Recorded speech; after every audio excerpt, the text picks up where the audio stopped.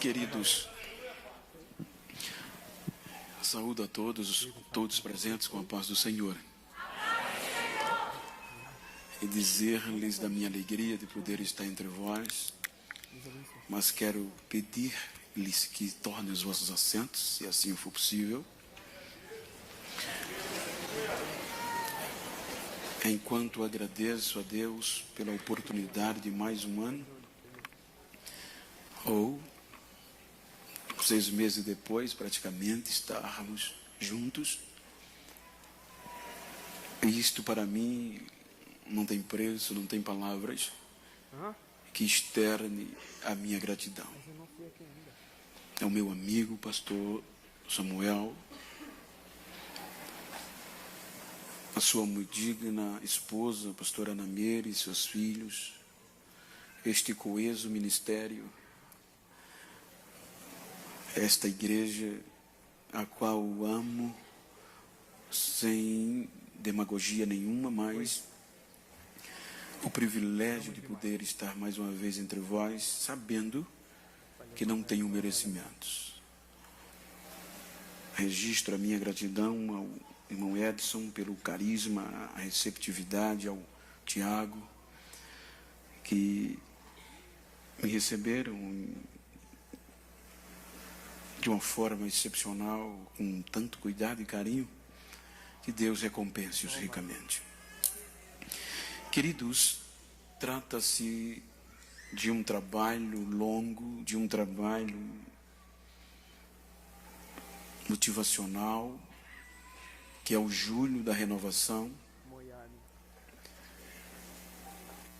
E quero dizer-lhes que nós, como seres humanos, que somos tão passivos e sabemos que só se renova, só se precisa ser renovado o que foi deteriorado, que já não é mais como no começo. E nós sabemos que palmilhando, e sobretudo nós, que labutamos no mundo espiritual, lutando contra as potestades do mal, e queira quer não, a gente sabe que um dia após o outro já nos causa ferimentos. Imagina meses após meses, anos após anos. Então, por isso que veio ao meu coração uma palavra de renovação, porque, por certo, precisamos de renovação, porque as circunstâncias, o contexto que nós vivemos, eles tentam de tudo para nos afastar desta comunhão e roubar a nossa esperança. Então eu quero ler um texto muito conhecido, uma história, mas é o que eu estou sentindo de Deus há alguns dias, para esta noite. Os irmãos já sabem de qual é salteado, através dos louvores e das ministrações. Quero convidá-los ao livro de Jó, capítulo 2. Tem 2 versículos qual eu quero tomar base para compartilhar convosco e falar-lhes sobre sobrevivência. E sem esta renovação é impossível sobreviver. Capítulo 2, versículo 12 e 13. É um texto que diz: E levantando de longe os olhos, e não o conhecendo, levantaram a voz e choraram, e rasgando cada um o seu manto, sobre a cabeça lançaram o pó ao ar. e se assentaram juntamente com ele na terra 7 dias e 7 noites. E nenhum lhe dizia palavra alguma, porque viam que a dor era muito grande. Misericórdia. Queridos, antes de discorrer, eu quero agradecer a Deus pelo privilégio de mais uma oportunidade, rever filhos na fé, filhos no coração, melhor dizendo, porque desde os 5 anos que eu tive o prazer de conhecer a Cláudia e o Cláudio, e agora, seu meu digno esposo, para mim é muito bom estar convosco. Queridos, como o tema, o texto e o contexto é renovação, nós estamos diante de um episódio, de uma história, que muitas vezes contradiz a perspectiva e a nossa ótica de observar e de entender a Deus. Se nós observarmos o texto e todo o contexto histórico, o que me chamou a atenção é que o escritor desta história, ele a dividiu em 42 capítulos. 42 capítulos, e com base em algumas versões, sobretudo a corrigida Almeida, revista e corrigida, a que eu estou em mão, estes 42 capítulos são distribuídos em 1130 versículos. Nestes 1130 versículos, o escritor reserva para descrever uma história de empreendimentos, de perseverança e de renovação. Se os irmãos observarem o contexto e tudo isto que eu vim falando, o que me parei para observar é que dentre estes 1130 versículos, apenas 5 versículos iniciais, o escritor reserva para descrever, para enaltecer o homem. Se os irmãos observarem, esses 5 versículos, ele representa um percentual de 0,44% do total, quase que irrisório. Este percentual é muito baixo, mas é dentro deste 0,44% da história em versículos que o escritor reserva para mostrar a que ponto este homem chegou. Os irmãos hão de convir que o início da história começa mostrando o poder empreendedor, o poder do capital, começa mostrando o poder social, o poder moral que este homem adquiriu. A Bíblia mostra que este contexto traz esperança para nós continuarmos vivendo.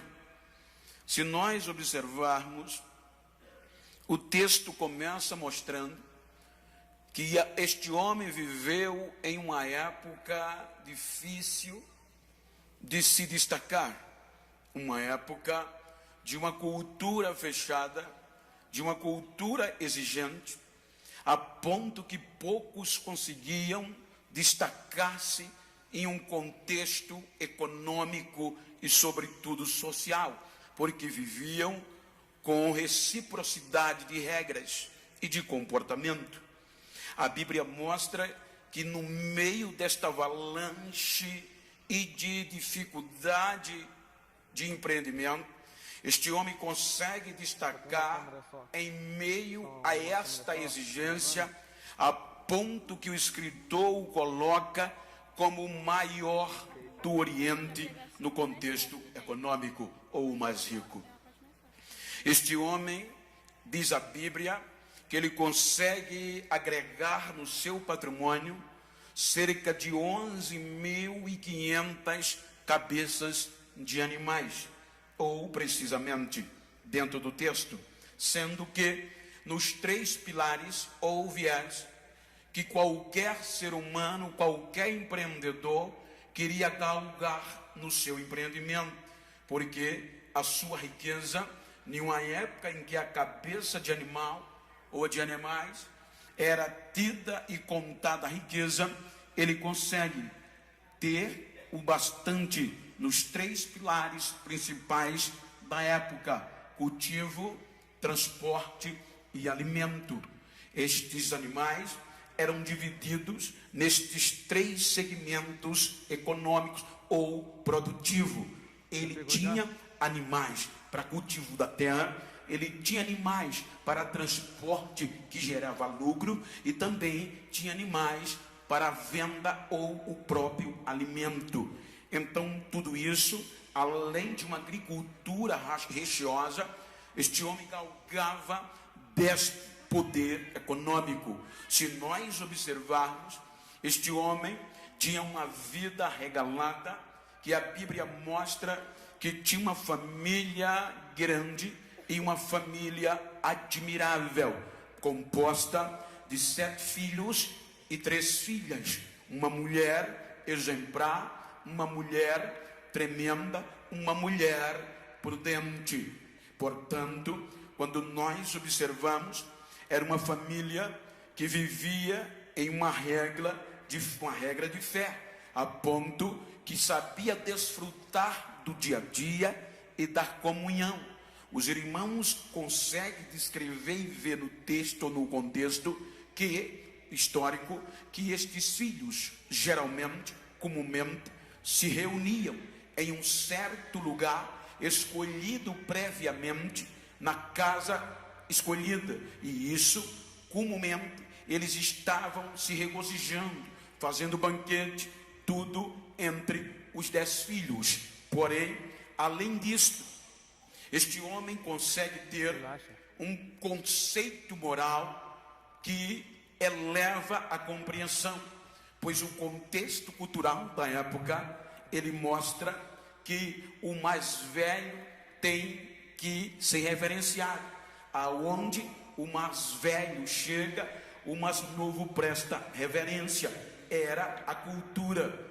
Outro dia eu estava pregando em um determinado país que vivia uma cultura de um respeito recíproco e cultural, aonde, quando o pastor me pegou no aeroporto, que me conduziu ao hotel, e à noite ele me pegou para o congresso, e cidade, país de primeiro mundo, mas eles conseguiam, que eram de outro país, manter a cultura. Quando a gente foi chegar na igreja, ele não adentrou na igreja antes que eu entrasse. E como na nossa cultura, a gente, por exemplo, eu não posso levantar o pé ou a mão se o meu pastor presidente está presente. Eu costumo dizer que quando o meu pastor está, que alguém me pergunta, vai fazer alguma coisa, eu costumo dizer, aonde Jesus está, os discípulos não fazem milagre. Então, eu me aquieto, eu não consigo andar um passo na frente dele. É a nossa cultura, o respeito é pela posição, mas aqui não, era pela idade.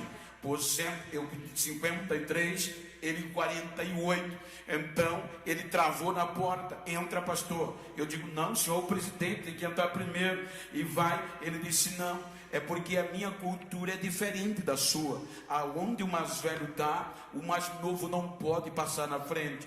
Ele não sentou para comer enquanto eu não sentei. Então o respeito era pela idade, mas Jó, num contexto cultural semelhante, ele conseguiu galgar um poder, um conceito moral tão elevado, que a Bíblia diz que os mais velhos, quando ele chegava na cidade, os mais velhos o reverenciavam, o prestava continência.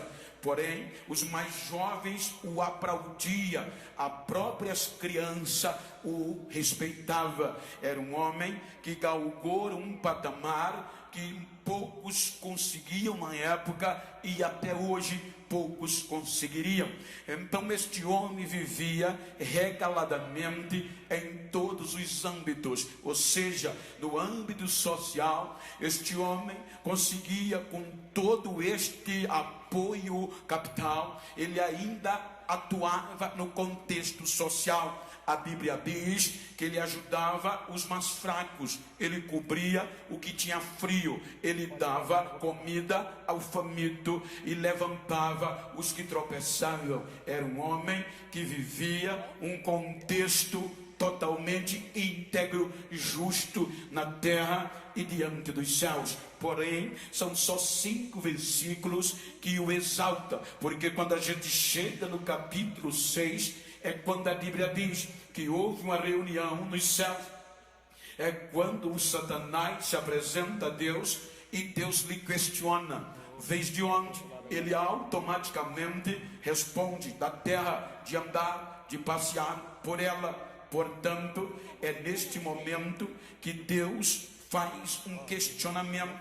Agora resolveu Deus dar testemunho de um crente íntegro, justo, como nenhum outro na face da terra. Os irmãos podem perceber que não tinha um crente na terra igual a ele. Então Deus diz: viste lá o meu servo Jó. Então agora, homem íntegro, justo, se desvia do mal. Então Deus resolveu dar testemunho de um crente que tinha todo parâmetro para recebê-lo. Então é quando Satanás diz também: Senhor, cercasse-o de bem, tudo que ele tem quer, qualquer homem o que precisa ele tem. Então agora o Senhor fica observando e Satanás aproveita, deixa e diz a Deus: toca ou tira tudo quanto ele tem. E tu vai perceber que ele não vai continuar o mesmo. Ele não vai continuar, ele vai blasfemar na tua face. Então agora, diante desta proposta, Deus resolve aceitar o desafio. A Bíblia diz que quando Satanás lança o desafio, Deus resolve aceitar. Aí Deus diz: pois bem, eu vou te permitir tu tirar tudo quanto ele tem, só não tira-lhe a vida, mas o resto rasta tudo, e eu vou te mostrar que ele não vai blasfemar de mim. Muita coragem de Deus acreditar em um ser humano falível. Só Deus pode fazer isso. Então Deus aceita o desafio. Gente, foi de uma hora para outra. Não levaram dias, não levaram meses. Se os irmãos observarem, era natural, era comum, principalmente para os dias que nós vivemos. Era Deus levantar um profeta, era Deus trazer uma mensagem no culto anterior para este homem, advertindo: diga a Jó que se prepare, que vem bronca por aí. Diga a Jó que ele vai perder tudo. Deus poderia mandar um profeta, poderia mandar um anjo, Deus poderia mandar alguém avisar o crente, mas não. A Bíblia no contexto mostra que Deus resolveu confiar no crente e não disse nada a ele. Permitiu Satanás descer tudo e ficou calado. Eu acredito nele, eu confio nele. Pode tirar tudo que ele vai permanecer crente do mesmo jeito. Ele não vai blasfemar. Dá para entender este amor? E gente, foi de uma hora, de um dia. Vamos partir do pressuposto que quando amanhece o dia seguinte, depois dessa reunião, era mais um dia comum. Os servos no campo, os animais todos no campo, tudo dentro do previsto. Era mais um dia de acumular bens. Era mais um dia glorioso, porque os filhos já tinham se arrumado para ir para a festa, confraternizar na casa do irmão mais velho. Era um dia que parecia que o sol nasceu como outro dia comum, quando de repente vai chegando as más notícias. As más notícias começam a chegar na casa do justo, ou seja, o primeiro vem correndo, ofegando, desesperado, atordoado. Imagina a cena, um homem ofegante, sujo, um dos seus servos, gritando e trazendo a primeira má notícia. Qual é a má notícia? Estávamos no campo, o boi cultivava, o jumento paiceava, porém vieram os sabeus, um grupo nômade, deram sobre eles, assaltaram, roubaram tudo, mataram os outros servos, e só eu escapei, só para te trazer a notícia. Ainda deixou alguém vivo para trazer a notícia. Diga o que está acontecendo. Este nem terminou, o outro vem trazendo uma notícia catastroficamente maior, porque agora não foi um assalto, foi fogo do céu que caiu, queimou o campo, queimou o animal e levou tudo. Depois, esse nem terminou, vem o terceiro, trazendo a notícia que levaram ovelha, levaram camelo, levaram tudo que ele tinha. Este nem terminou, aí vem o quarto, com a mais cruel e dura notícia. Agora imagina, estavam os teus 10 filhos na casa do filho mais velho, se confraternizando. De repente veio um vento do deserto, bateu na casa, a casa caiu e matou os 10, ou seja, os 10 filhos pereceram de uma vez. É aqui que a Bíblia diz que a dor foi tão grande que ele ficou atordoado, rasgou as vestes em sinal de angústia, rapa a cabeça em sinal de humilhação e se joga no chão em pranto, em grito, em dor, e Deus em silêncio. No meio da dor, no meio dos gritos, dá para observar que o inferno se reuniu, já pronto para comemorar. Ele vai blasfemar, ele não vai suportar, ele está sendo deteriorado, mas enquanto ele embolava no chão, enquanto ele gritava, Satanás esperava a blasfêmia. É quando ele abre a boca e diz: nu eu saí do ventre da minha mãe, e nu eu tornarei para lá. O Senhor deu, o Senhor tomou, bendito seja o nome do Senhor. Até aqui tudo bem. O inferno decepciona, o homem é crente. É o primeiro capítulo. Agora vem a dor maior. 10 caixões dentro de casa em um dia só. 10 caixões em um dia só. Dá para entender a dor daquela mãe? E o pior, era justo. E Deus se cala. Eu estava pregando há meses passados aqui em São Paulo, no congresso, quando de repente entra uma mãe desesperada na igreja, querendo ser consolada, e palavras não consolavam ela. O que aconteceu? Acabei de enterrar minha filha de 7 anos, caso clínico. Agora imagina uma mãe com os 10 caixões dentro de casa, partindo do pressuposto, sem caso clínico. Era para ela endoidar, gente. E o homem ainda crente em Deus, ela crente em Deus. E o pior, que não foi profeta consolar, não tinha pastor para consolar, e o silêncio de Deus era que falava.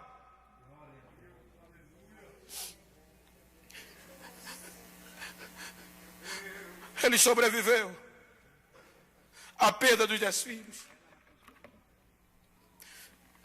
Satanás volta na outra reunião, e agora resolve Deus desafiá-lo de novo. Viste lá, viste que o rapaz é crente,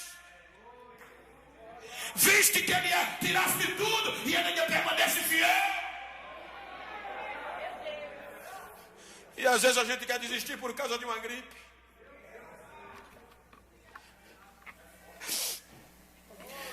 Aí Satanás diz, pele por pele, com a saúde que ele tem,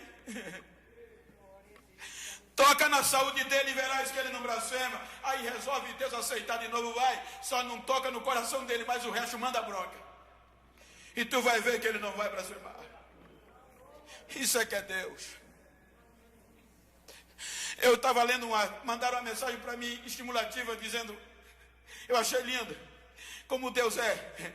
Ele nos enche do seu Espírito, que é dele.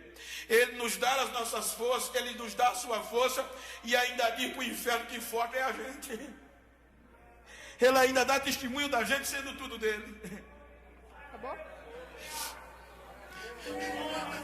Satanás vem. E a Bíblia diz que agora o homem perdeu tudo. E para piorar agora, o seu corpo é deteriorado. A Bíblia fala que úlceras, chagas, começaram a surgir no seu corpo, do pé, da planta do pé ao alto da cabeça. Os glóbulos brancos morreram, os defensores, tornaram-se pus.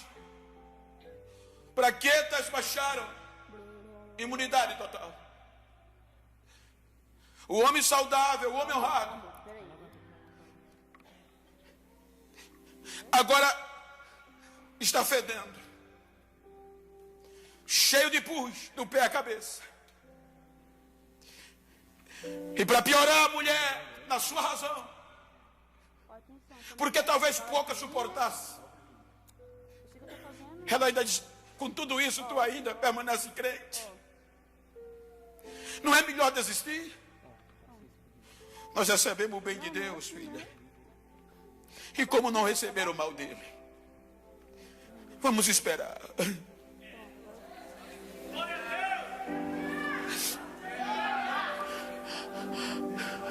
O homem não podia mais dormir em casa. As feridas não permitiam ele dormir em casa. Agora só sobra um monte de cinzas, talvez no quintal ou na área da frente. A notícia se espalha e vai longe. Porque as más notícias, gente, correm mais rápido que as boas. Diga para quem está ao seu lado: está preparado para quando as más notícias chegarem? O que eu acho lindo é que o salmista, posteriormente à história, ele no Salmo 112, salvo engano, ele vai descrevendo a alegria de servir a Deus. E ele vai chegando no Salmo 112 e ele diz que o justo, ele não se abala com as más notícias ou com os maus humores. Por quê? Ele diz: porque o justo confia em Deus e o seu coração está firme e confiante nele. Ele diz: porque Deus não desampara o justo, porque o Deus coloca o justo como memorial diante dele. Deus não coloca o justo como museu, é como memorial, está lembrando todo dia, toda hora. Então o justo não teme a má notícia, porque elas não vêm sozinhas. O justo sabe, quando as más notícias chegam, elas não vêm sozinhas. O que é que ela traz, pastor? As boas vêm logo atrás. As boas vêm logo atrás. Ela sempre traz as boas notícias depois. Por isso que o justo não se abala. Não toque quem está ao teu lado, diga: prepara-te para as boas notícias também. Os amigos chegaram, souberam da notícia e eram amigos. Estes eram amigos ricos. Talvez vieram antes, com certeza, e banquetearam juntos. Agora a notícia chegou: Jó perdeu tudo e está doente. Mas os amigos não mensuraram o tamanho da causa e partiram para visitar o amigo. A Bíblia diz que nem precisaram chegar e nem bater na porta, porque quando chegaram longe, que levantaram os olhos, viram um amigo deitado num monte de cinza, cheio de feridas. A Bíblia diz que esses amigos se condoeram-se tanto que rasgaram o manto ainda longe, rasgaram o monte e começaram a jogar areia para cima, porque não suportava entender. A dor foi tão grande que a Bíblia diz que quando eles chegaram perto, que olharam, não tiveram coragem de abrir a boca, colocaram o joelho no chão com a boca fechada. Agora imagina se não eram amigos. 7 dias, 7 noites orando, a cinza com um amigo, porque a dor era muito grande. Estes eram amigos. Tem como você perguntar para quem está ao seu lado: quer ser meu amigo assim? Diga: para ver minhas feridas. Para mim causar ferida já tem muitos. Eu quero amigos que me ajudem a renovar. É isso que a gente precisa. De amigos verdadeiros. De amigos verdadeiros. A Bíblia diz, termina o capítulo 2. E Deus sai da história. Você não vê Deus mais falando. Ele sai do capítulo 2. E depois de 7 dias começa o capítulo 3, no contexto histórico. Quando começa o capítulo 3, já não é mais o mesmo do começo. Veja que Jó já começa a lamentar. Ele já começa a dizer: maldito o dia que eu nasci.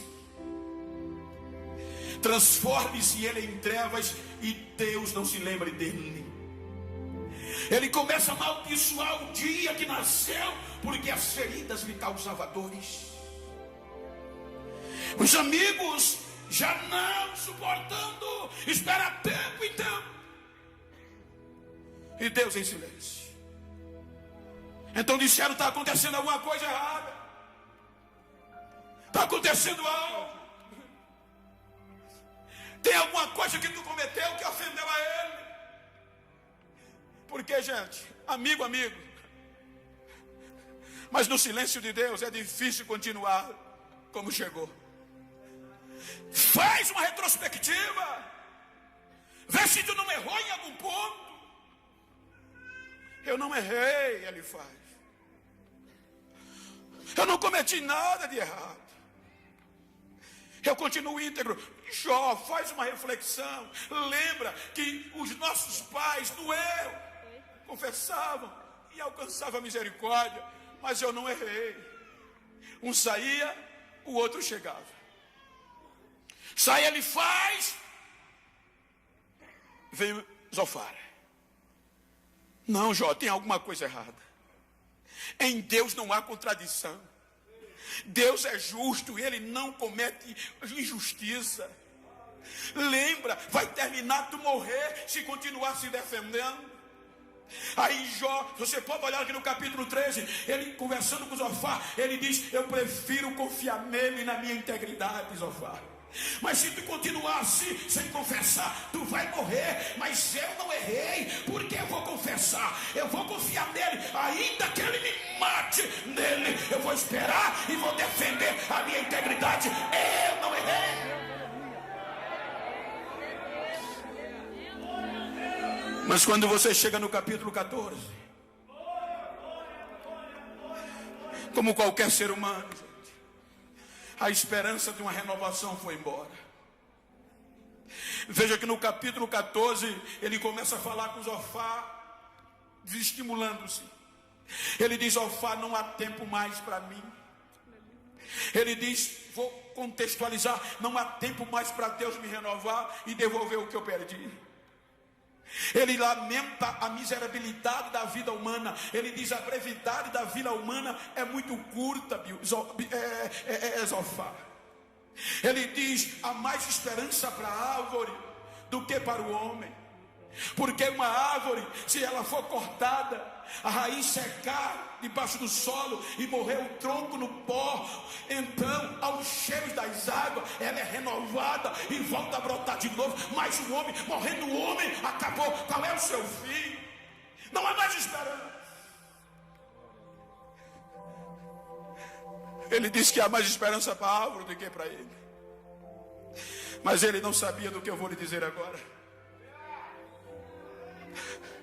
Diga para quem está ao seu lado: pode morrer a raiz, pode secar a raiz da árvore, pode morrer o tronco da árvore, mas as promessas de Deus não morrem. Se Ele prometeu, Ele cumpre, ela está de pé. Então não perdas esperança, porque Deus, Ele prometeu, Ele cumpre, Ele é fiel. As promessas dEle não caem por terra e não morre.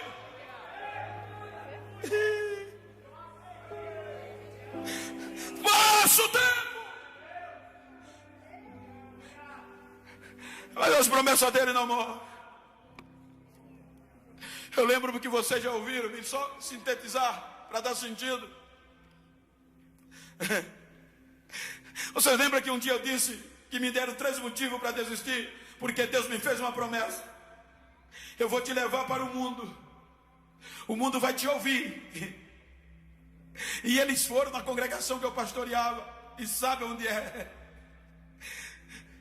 Dentro do canavial.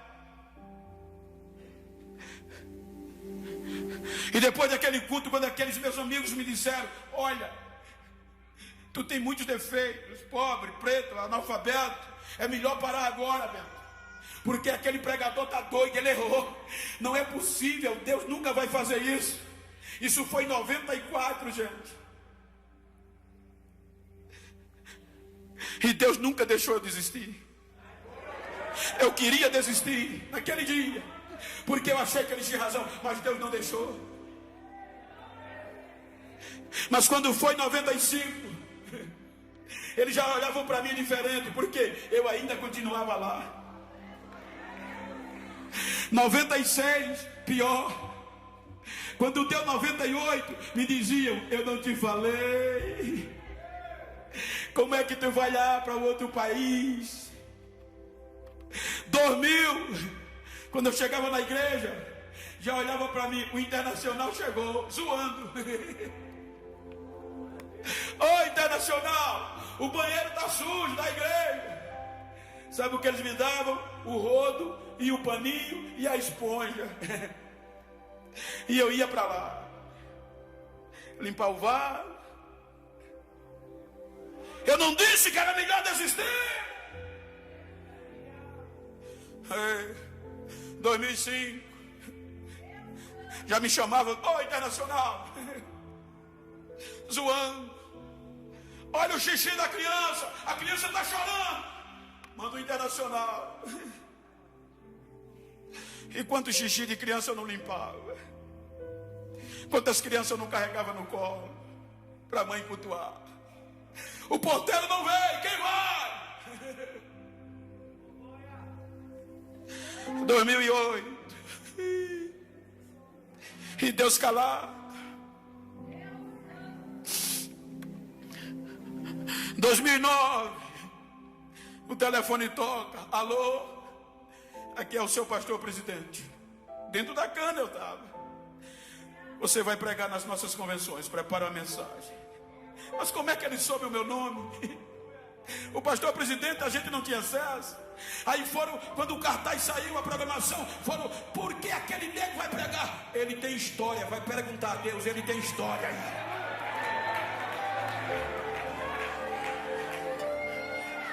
Depois que me viram pregar, me abraçam até hoje. 2012, o telefone toca, e agora já não era mais alô. Hello, Miss General, yes.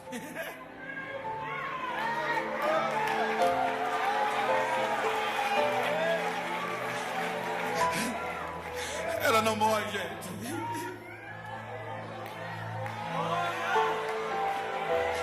Deus não desiste de renovar o crente, não. Ele renova, ele renova, ele renova.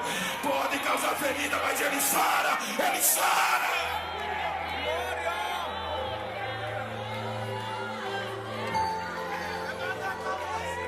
Não perda os seus sonhos. Espere. Veja que quando chega no capítulo 16, ele entende. E ele diz: se eu estou gritando, mas a minha dor não cessa, calando-me eu, qual será o meu alívio? Ele estava dizendo na nossa linguagem: eu estou orando e não estou sendo ouvido, eu estou gritando e ele não responde, mas eu não posso me calar, porque se eu me calar, a minha esperança se acaba. Se eu me calar, se eu desistir, o meu alívio não vem. Eu vou continuar, eu não vou desistir, eu vou continuar esperando.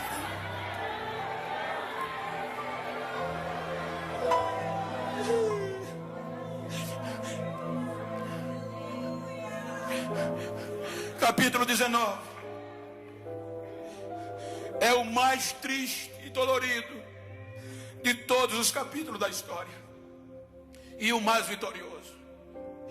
Veja que no capítulo mais triste é esboçado um grito de vitória no momento mais difícil. Veja que quando começa o capítulo 19, ele estava conversando com Bildade, um dos amigos. E é aqui que ele, no capítulo 19, ele diz para os seus amigos: até quando vocês vão me molestar? Por 10 vezes vocês já me fizeram vergonha.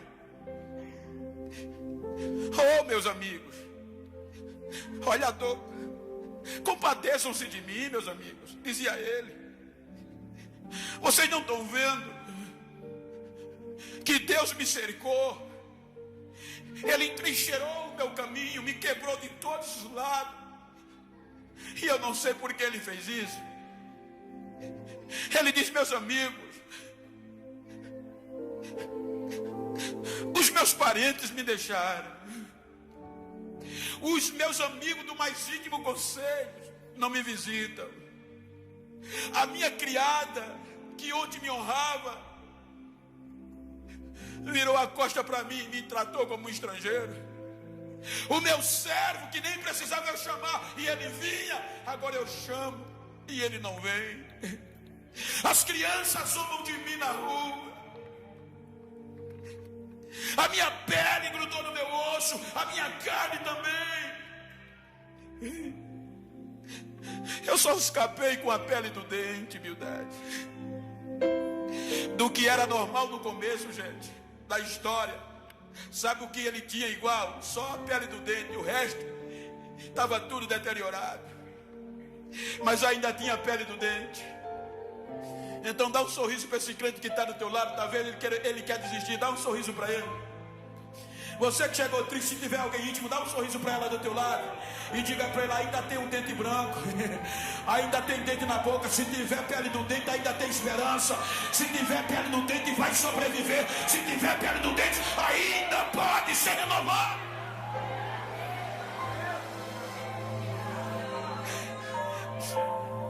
É aqui neste mais difícil momento que ele olha para a Bildade e diz: oh, Bildade, quando tudo parecia o fim. Oh, Bildade, como eu queria que se escrevesse o que eu vou te dizer agora. Mas escrever o que, Jó? Só está com a pele do dente. Eu queria que com pena de ferro e tinta de chumbo escrevesse o que eu vou falar agora numa rocha. Mas nessa situação, qual é a tua esperança? Ele enche o peito e grita: eu sei que o meu Redentor vive e por fim se levantará, e eu verei ainda na minha carne. Diga para quem está ao seu lado: eu vou sobreviver.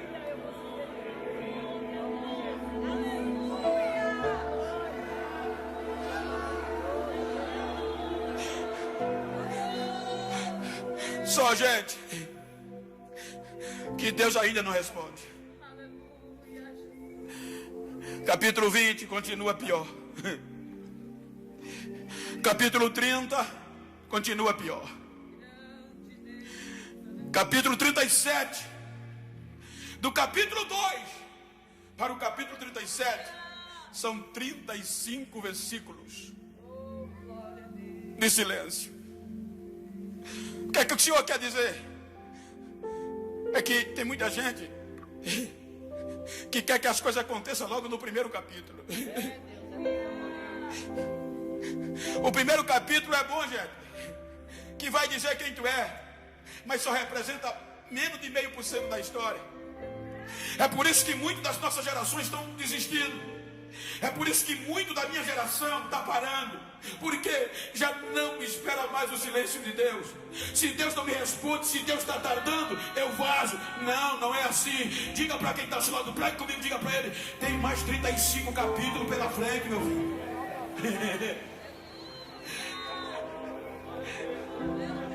35 capítulos e Deus calado. Aí vem o capítulo 38. Quando o capítulo 38 chega, aí Deus resolve responder. Quando a história já estava declinando para o final. Quando tudo parecia que o fim era aquele. E Deus vem no capítulo 38, mostrando ao amigo a sua grandeza e o seu poder. Aí Deus diz a ele: Jó, no meio de um redemoinho, cinge os teus lombos, que agora eu vou mostrar a você quem sou eu. Do capítulo 3 para o capítulo 38,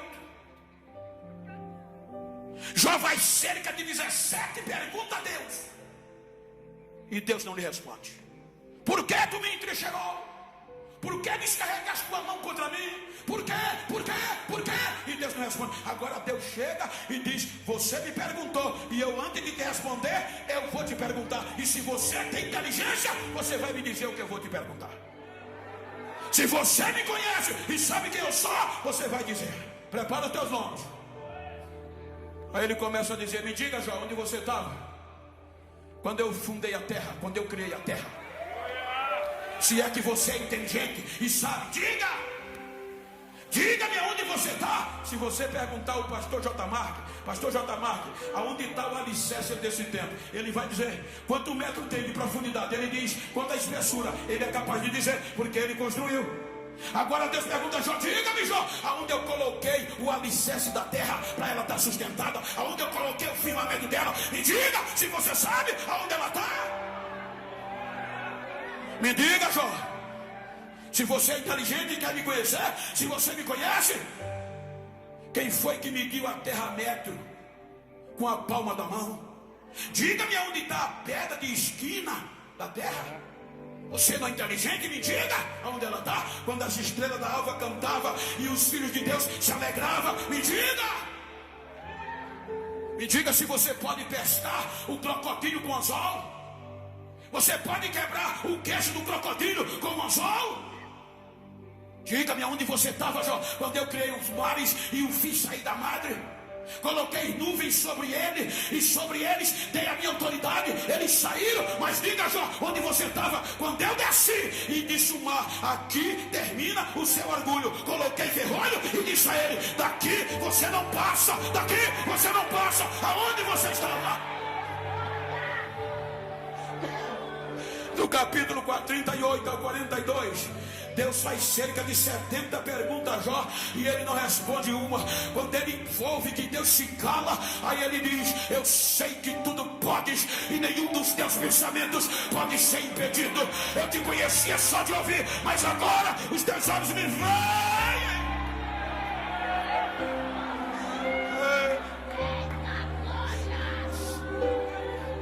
Eu me abomino na ciência. O capítulo 42 chegou.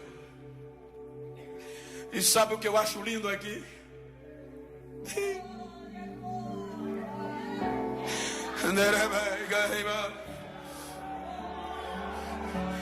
Às vezes você chegou aqui querendo desistir. Não desista.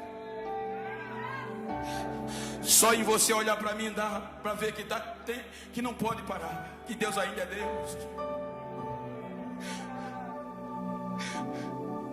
Os últimos 8 versículos.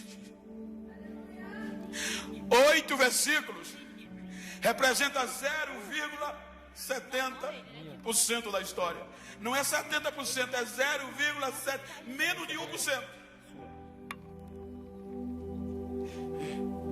Nos últimos 8 versículos,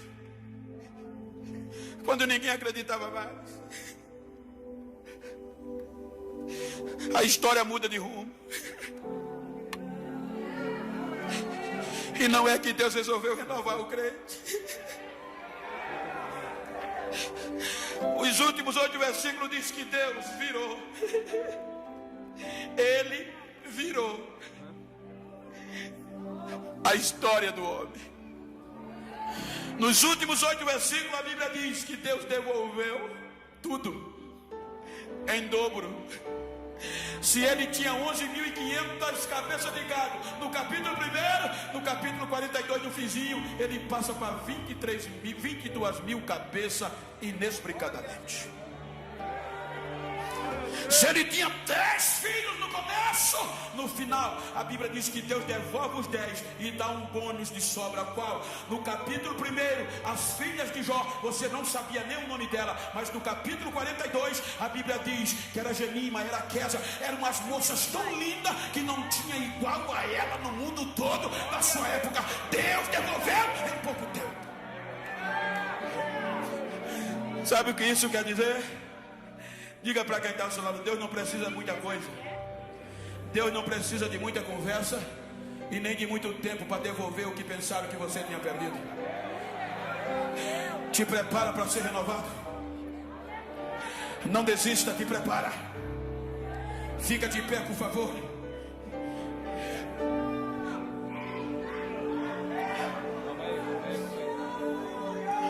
É o junho da renovação.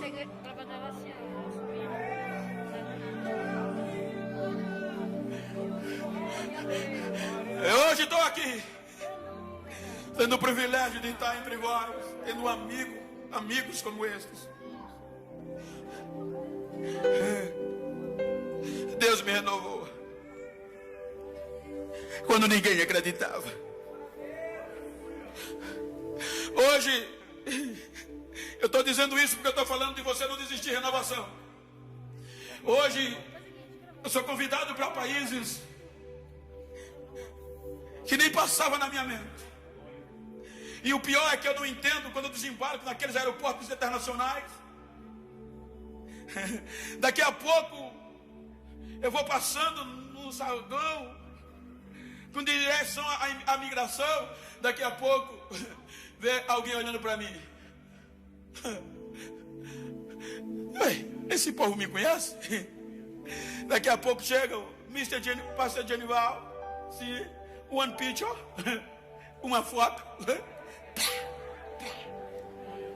Uau.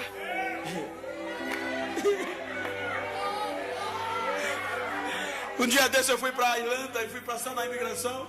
Quando eu fui na imigração, que a agente imigratória pegou o meu passaporte, fez algumas perguntas. E eu, que eu não sei o inglês, Kuma. Aí ela leu a carta e foi na internet. Quando ele leu a internet, aí viu a cara do neguinho, deu um sorriso e nem perguntou mais nada. Prá. Chega nos congressos, gente. Eu estou dizendo para você da glória. Tem 3 obreiros bem gravatados, com um Volvo ou uma BMW, abre a porta de trás. E o neguinho bota a cabecinha para cima, não quer nem saber se foi pobre.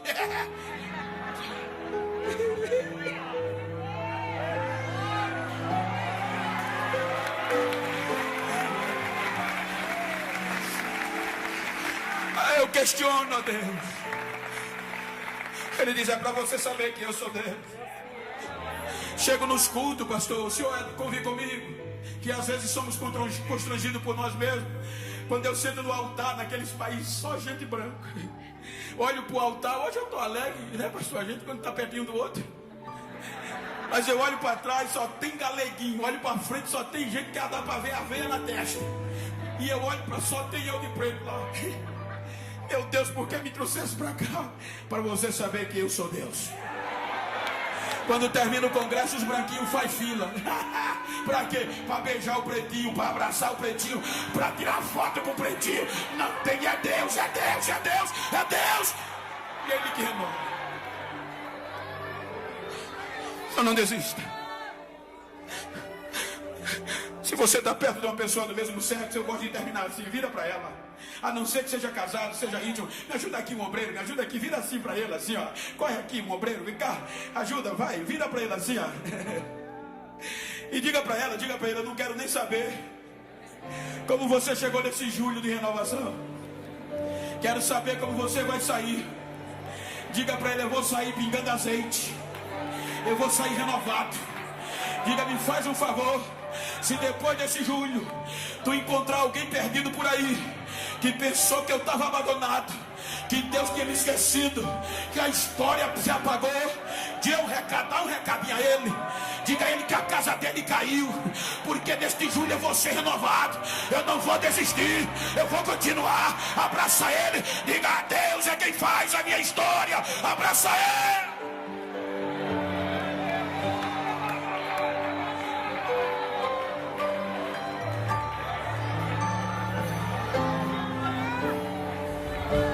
Deus é quem faz a tua história.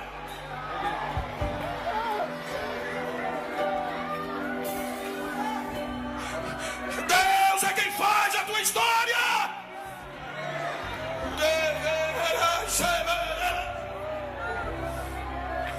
Curva a tua cabeça.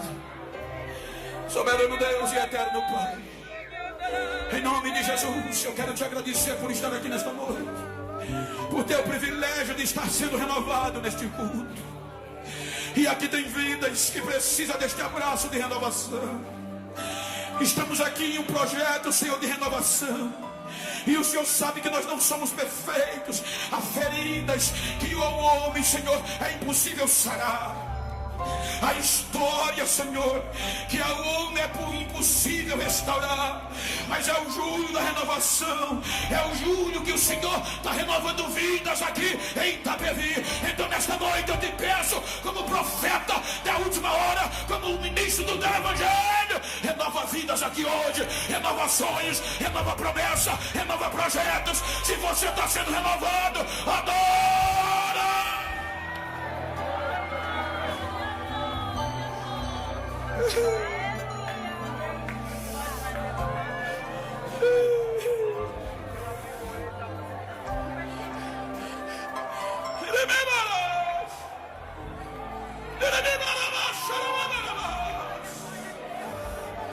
Eu estou sentindo uma coisa tão boa aqui. Compartilha comigo desta graça.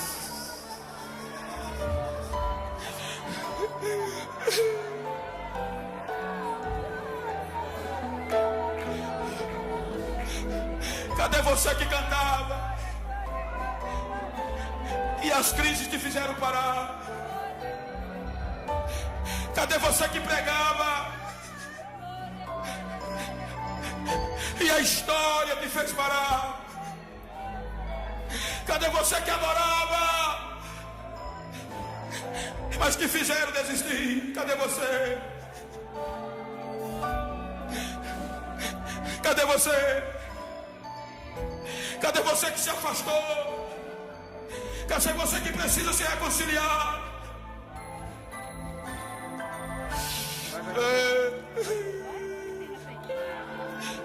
Saia do seu lugar e vem. Cadê você, se porventura esteja aqui?